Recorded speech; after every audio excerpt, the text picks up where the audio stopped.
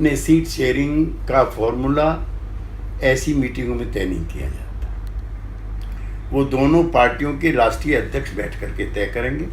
हमें उम्मीद है कि जेडीयू के कार्यकर्ताओं की इच्छा के अनुरूप ही समझौता हो, और हम बिहार में निस्संदेह सबसे बड़ी पार्टी है। हमारे अध्यक्ष श्री नीतीश कुमार जी सबसे बड़ी कदकाठी के नेता हैं, जो पिछले 15-16 सालों से गुड गवर्नेंस के प्रतीक बने हुए हैं। उनके नाम पर बिहार में निस्संदेह राष्ट्रीय स्तर पर भी और प्रांतीय स्तर पर भी नरेंद्र मोदी की तस्वीर भी उसका हिस्सा हो।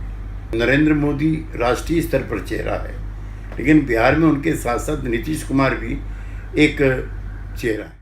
सीटों का बंटवारा जितना जल्दी हो जाए उतना अच्छा है। हम साधनहीन पार्टी हैं, हमें इनकम टैक्स का भी नोटिस नहीं मिला अभी तक अन्य पार्टियों की तरह से। लिहाजा हम चाहते हैं कि सीटों की तालमेल जल्दी हो जाए ताकि हमें चुनाव लड़ने में आसानी